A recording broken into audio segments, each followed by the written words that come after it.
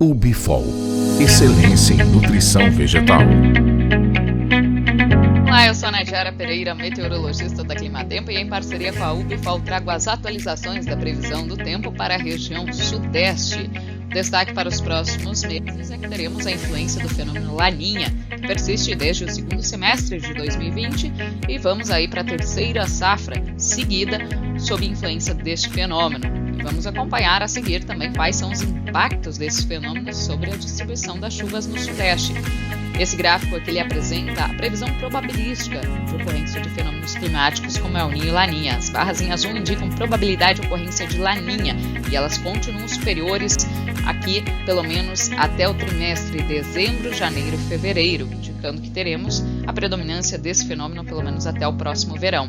A tendência é que a Laninha enfraqueça no início de 2023 e teremos uma transição para a neutralidade climática durante o outono de 2023, como indicam as barras em cinza, que indicam probabilidade para a neutralidade climática.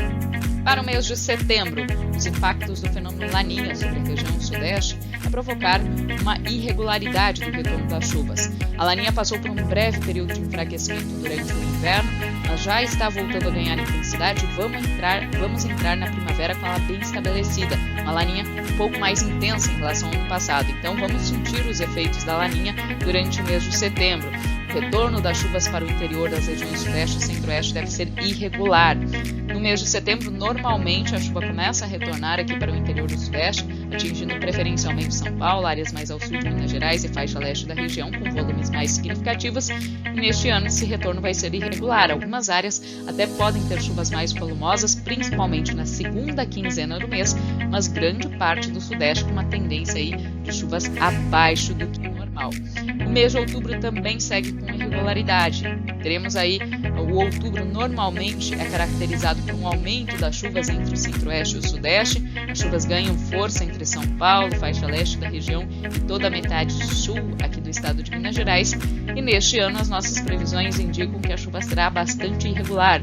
Algumas áreas aqui entre São Paulo e sul de Minas podem ter chuvas acima da média, como mostram as áreas em azul do mapa, mas a tendência para grande parte do sudeste, como mostram as áreas em tons de laranja, é de desvio negativo da precipitação.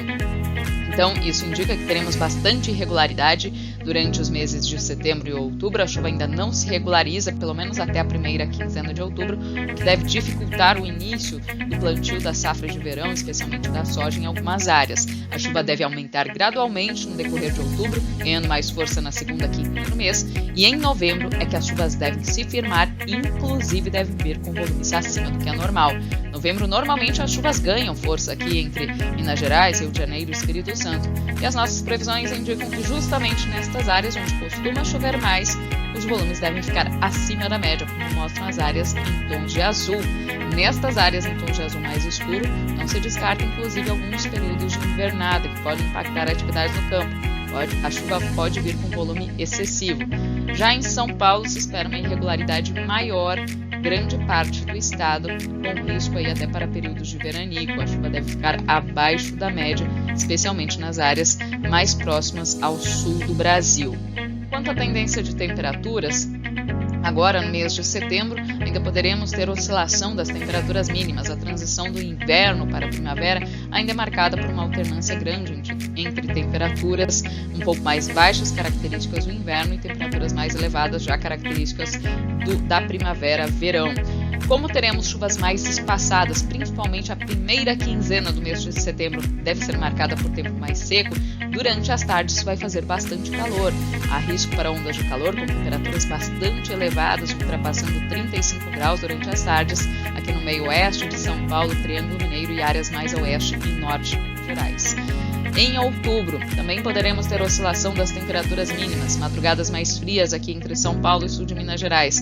Durante as tardes vai fazer bastante calor, mas em relação ao mês de setembro, como as chuvas devem aumentar gradualmente, como é comum da época do ano, mesmo ficando ainda abaixo da média em algumas áreas, a chuva tende a aumentar no decorrer de outubro, não deve ser um mês completamente seco, então as temperaturas já cedem um pouco, o calor das tardes diminui. E durante novembro, expectativa aí já de temperaturas mínimas mais elevadas, e durante as tardes o calor aumenta, principalmente aqui em São Paulo, onde a expectativa é para tempo mais seco, as temperaturas temperaturas ficarão bastante elevadas ao longo do mês de novembro. Essas são as tendências para a região sudeste. Voltaremos com novas atualizações ao longo do próximo mês. Até mais! UBFOL, excelência em nutrição vegetal.